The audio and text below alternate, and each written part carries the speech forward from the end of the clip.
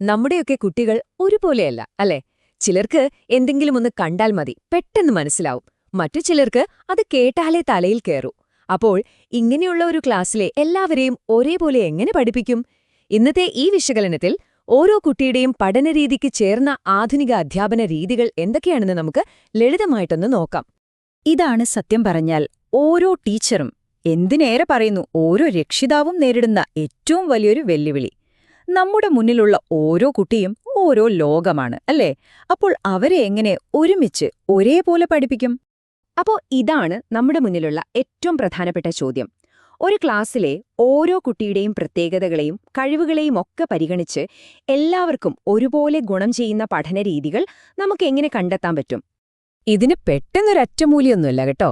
എല്ലാത്തിനും പറ്റിയ ഒരു മാജിക് ഫോർമുല എന്നൊന്നുമില്ല. ഇതിന്റെ എല്ലാം അടിസ്ഥാനം ഒന്നു മാത്രമാണ്: നമ്മുടെ മുന്നിലിരിക്കുന്ന പഠിതാക്കളെ, നമ്മുടെ കുട്ടികളെ ആഴത്തിൽ മനസ്സിലാക്കുക എന്നത് തന്നെ. അതെങ്ങനെയാണെന്ന് നമുക്ക് നോക്കാം. അപ്പോൾ ശരി, നമുക്ക് തുടങ്ങാം അല്ലേ? നമ്മൾ ആദ്യം ചെയ്യേണ്ട കാര്യം ഇതാണ്: നമ്മൾ പഠിപ്പിക്കുന്നതിന് മുൻപ് കുട്ടികൾ എങ്ങനെയാണ് പുതിയ കാര്യങ്ങൾ ഗ്രഹിക്കുന്നതെന്ന് അറിയണം. പ്രധാനമായും 3 തരത്തിലുള്ള പഠന ശൈലികളാണുള്ളത്. നമുക്കവ ഓരോന്നായിട്ടൊന്ന് പരിചയപ്പെടാം. നമ്മൾ സാധാരണയായി കാണുന്നത് ഈ 3 ടൈപ്പ് പഠിതാക്കളെയാണ്. കണ്ടുപഠിക്കുന്നവർ, അതായത് വിഷ്വൽ ലേണേഴ്സ്; പിന്നെ കേട്ടുപഠിക്കുന്നവർ, അല്ലെങ്കിൽ ഓഡിറ്ററി ലേണേഴ്സ്; പിന്നെ കാര്യങ്ങൾ സ്വയം ചെയ്തു പഠിക്കുന്ന കൈനസ്തെറ്റിക് ലേണേഴ്സ്. ഒന്നാലോചിച്ചു നോക്കൂ, നിങ്ങളുടെ കുട്ടി ഇതിലേത് വിഭാഗത്തിലായിരിക്കും വരുന്നത്? ആദ്യം തന്നെ വിഷ്വൽ ലേണേഴ്സ്. ഇവർക്ക് കാര്യങ്ങൾ മനസ്സിലാവണമെങ്കിൽ അത് കൺമുന്നിലൊരു ചിത്രം പോലെ തെളിയണം. വെറുതെ വാക്കുകൾ കേട്ടാൽ മാത്രം പോരാ. ഗ്രാഫുകൾ, മാപ്പുകൾ, വീഡിയോകൾ, ചിത്രങ്ങൾ ഇതൊക്കെ കാണുമ്പോഴാണ് ഇവർക്ക് ആശയങ്ങൾ പെട്ടെന്ന് ക്ലിക്കാകുന്നത്. എന്നാൽ വേറൊരു കൂട്ടരുണ്ട്. അവർക്ക് കാഴ്ചയേക്കാൾ കേൾവിയാണ് പ്രധാനം. ഇവരാണ് ഓഡിറ്ററി ലേണേഴ്സ്. ടീച്ചർമാര് പറയുന്ന കാര്യങ്ങൾ ഒരു കഥ പോലെ കേട്ടിരുന്ന് ഓർത്തുവെക്കാൻ ഇവർക്കൊരു പ്രത്യേക കഴിവായിരിക്കും. ചർച്ചകളിലും സംസാരത്തിലുമൊക്കെ ഇവർ നന്നായി ശോഭിക്കും. ഇനി മൂന്നാമത്തെ കൂട്ടർ. ഇവർക്കൊരിടത്തും അടങ്ങിയിരിക്കാൻ പറ്റില്ല. ഇവരാണ് കൈനസ്തെറ്റിക് ലേണേഴ്സ്. കാര്യങ്ങൾ സ്വയം ചെയ്തും അനുഭവിച്ചും പഠിക്കാനാണ് ഇവർക്ക് കൂടുതലിഷ്ടം. ഒരു മോഡലുണ്ടാക്കുക, ഒരു നാടകത്തിൽ അഭിനയിക്കുക, അങ്ങനെയുള്ള ആക്ടിവിറ്റികളിലൂടെയാണ് ഇവർക്ക് പഠനം എളുപ്പമാകുന്നത്. പക്ഷേ ഒരു സത്യം എന്താണെന്ന് വെച്ചാൽ, നമ്മളിൽ ഭൂരിഭാഗം പേരും ഈ 3 ശൈലികളുടെയും ഒരു മിക്സാണ്. അതുകൊണ്ടുതന്നെ ഒരു നല്ല ടീച്ചർ ഈ 3 കൂട്ടരെയും ഒരുപോലെ ആകർഷിക്കുന്ന പ്രവർത്തനങ്ങൾ ക്ലാസ്സിൽ ഉൾപ്പെടുത്തണം. അപ്പോ ഒരു ടീച്ചറുടെ കയ്യിലുണ്ടാവേണ്ട ആ ടൂൾ കിറ്റിൽ എന്തൊക്കെയാണ് വേണ്ടതെന്ന് നമുക്ക് നോക്കാം. പഠിക്കുന്നവരെ പറ്റി നമുക്കിപ്പോൾ ഒരു ഐഡിയ കിട്ടി. ഇനി അടുത്ത ചോദ്യം: അവരെ എങ്ങനെ പഠിപ്പിക്കാം? അതിനായി ഉപയോഗിക്കാവുന്ന പലതരം അധ്യാപന രീതികളുണ്ട്. അതിലേക്ക് നമുക്ക് കടക്കാം. കണ്ടില്ലേ, പഠിപ്പിക്കാൻ ഒരു വഴിയല്ല, ഒരുപാട് വഴികളുണ്ട്. പണ്ടത്തെ പോലെ ടീച്ചർ മാത്രം സംസാരിക്കുന്ന വേദി മുതൽ കുട്ടികൾ തന്നെ കാര്യങ്ങൾ കണ്ടെത്തുന്ന പുതിയ സ്റ്റൈലുകൾ വരെ ഇതിലുണ്ട്. ഇതിലേറ്റവും പ്രധാനപ്പെട്ട കുറച്ച് രീതികൾ നമുക്കൊന്ന് വിശദമായി നോക്കാം. അന്വേഷണ രീതിയുടെ ഏറ്റവും വലിയ പ്രത്യേകത എന്താണെന്ന് വെച്ചാൽ, ഇവിടെ ടീച്ചർ ഉത്തരങ്ങൾ സ്പൂണിൽ കോരിക്കൊടുക്കില്ല. പകരം ശരിയായ ചോദ്യങ്ങൾ ചോദിച്ച് കുട്ടികളെക്കൊണ്ട് തന്നെ ഉത്തരങ്ങൾ കണ്ടുപിടിപ്പിക്കുന്നു. എന്തുകൊണ്ട് എന്ന ചോദ്യം ചോദിക്കാൻ കുട്ടികളെ പ്രേരിപ്പിക്കുന്ന ഒരു രീതിയാണിത്. ഇതൊരു കിടിലൻ ഫോർമുലയാണ് അല്ലേ? ഒരു പ്രശ്നം കിട്ടിയാൽ അതിനെ എങ്ങനെ സ്റ്റെപ്പ് ബൈ സ്റ്റെപ്പായി നേരിടാം എന്ന് നോക്കൂ.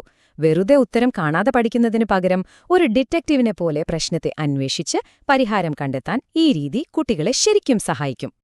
ഈ ഒരു വാചകത്തിൽ പ്രോജക്റ്റ് രീതിയുടെ മുഴുവൻ ആശയവുമുണ്ട്. അതായത് പഠനം വെറും പുസ്തകത്തിലോ ക്ലാസ് മുറിയിലോ ഒതുങ്ങരുത്. റിയൽ ലൈഫിലെ പ്രശ്നങ്ങൾ പരിഹരിക്കാൻ പഠിക്കുമ്പോഴാണ് അതിനൊരർത്ഥം വരുന്നത്, അല്ലേ? ക്ലാസ് മുറിയിൽ ഉപയോഗിക്കുന്ന വളരെ പ്രധാനപ്പെട്ട 2 രീതികളാണ് ഇവിടെ താരതമ്യം ചെയ്യുന്നത്. ഒന്ന്, ഇൻഡക്റ്റീവ് രീതി, അതായത് ഒരുപാട് ഉദാഹരണങ്ങളിൽ നിന്ന് ഒരു പൊതുവായ തത്വത്തിലേക്കെത്തുന്നത്. മറ്റേത് ഡിഡക്റ്റീവ് രീതി, അതായത് ഒരു പൊതുതത്വം ആദ്യം പഠിപ്പിച്ച് പിന്നെ അതിന്റെ ഉദാഹരണങ്ങൾ നൽകുന്നത്. ഒന്ന് കുട്ടികളെ സ്വയം ചിന്തിക്കാൻ പ്രേരിപ്പിക്കുമ്പോൾ, മറ്റൊന്ന് ടീച്ചർ നൽകുന്ന അറിവിനെ കൂടുതലായി ആശ്രയിക്കുന്നു. പക്ഷേ ഈ മെത്തേഡുകളൊക്കെ ഉണ്ടെങ്കിലും ക്ലാസ് ബോറടിച്ചാലോ? അപ്പോ പഠനം കുറച്ചുകൂടി ഇൻട്രസ്റ്റിംഗ് ആക്കണ്ടേ? അതിനുവേണ്ടിയുള്ള ചില സൂത്രപ്പണികളുണ്ട്. ക്ലാസ് മുറിയിൽ നമുക്ക് പ്രയോഗിക്കാവുന്ന ചില പ്രവർത്തനങ്ങൾ നോക്കാം.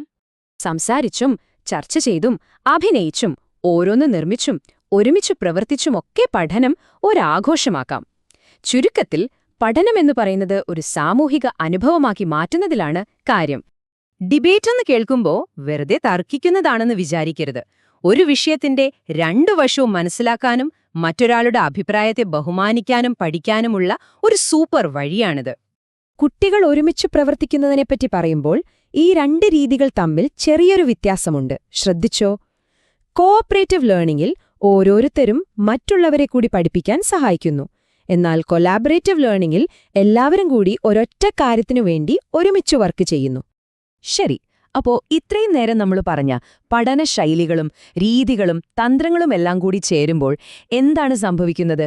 ഒരു നല്ല വിജയകരമായ ആധുനിക ക്ലാസ് റൂം എങ്ങനെയിരിക്കും? നമുക്ക് നോക്കാം. അപ്പോ ഇതിലെ ഏറ്റവും പ്രധാനപ്പെട്ട ആശയം ഇതാണ്: ഏറ്റവും നല്ല രീതി എന്നൊന്നില്ല. പകരം ഓരോ കുട്ടിക്കും ചേരുന്ന രീതിയിൽ ഈ പറഞ്ഞ എല്ലാ ശൈലികളും രീതികളും തന്ത്രങ്ങളും ആവശ്യത്തിനനുസരിച്ച് ഉപയോഗിക്കുന്ന ഒരു മിക്സാണ് വേണ്ടത്. അതാണ് യഥാർത്ഥ വിജയം. അപ്പോ ഈ ഒരു ചോദ്യം ഞാൻ നിങ്ങൾക്ക് വിട്ടുതരികയാണ്. ഈ പറഞ്ഞ കാര്യങ്ങളൊക്കെ ഉപയോഗിച്ച് നമ്മുടെ കുട്ടികൾക്ക് വേണ്ടി നാളത്തെ ക്ലാസ് മുറികളെ നമുക്ക് എങ്ങനെ കൂടുതൽ മെച്ചപ്പെട്ടതും രസകരവുമാക്കി മാറ്റാം? നമ്മുടെ എല്ലാവരുടെയും കയ്യിലുണ്ടതിനുള്ള ഉത്തരം. ഇതിനെക്കുറിച്ച് കൂടുതൽ ചിന്തിക്കാൻ ഈ വിശകലനം നിങ്ങളെ സഹായിച്ചുമെന്ന് കരുതുന്നു.